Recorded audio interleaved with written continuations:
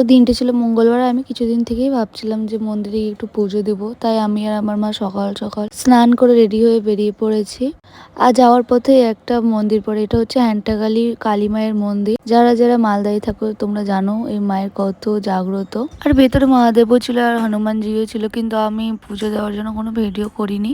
তারপর এসে গিয়েছিলাম আমরা মা জহরা মন্দিরে। তোমরা যারা যারা মালদায় থাকো জানোই কত জাগ্রত এই জায়গাটা আর কত পুরনো একটা মন্দির। তো সাধারণত এই মন্দিরে বৈশাখ মাসেই পুজো হয়, বাট অন্যান্য মাসগুলোতে এত ভিড় হয় না সাধারণত। মেবি সেই দিন গভর্নমেন্ট হলিডে ছিল, তার জন্যই হয়তো এত ভিড় হয়েছিল। তারপর আমরা ফুল আর কিছু ভোগ নিয়ে নিয়েছিলাম মায়ের পুজো দেওয়ার জন্য। আর দেখো না মায়ের মুখটা কি মিষ্টি না। আর আমি ছোট থেকে এই মায়ের পুজো দিই, যা চেয়েছি তাই পূরণ হয়। মা কখনো ঘুরিয়ে দেয় না। আর আমরা পুজো দিয়ে এসে এই জায়গাটায় কিছুক্ষণ বসেছিলাম, কি শান্তি লাগে এই জায়গাটায় বসে থাকতে। যদিও বৈশাখ মাসে গেলে এত ফাঁকা থাকে না, প্রচুর ভিড় হয়।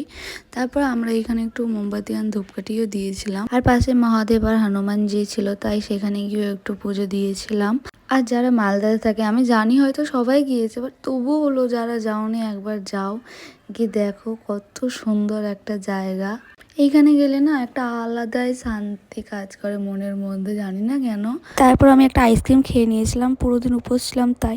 তারপর আমরা বাড়ি চলে এসেছিলাম। তো চলো দিনটা এখানেই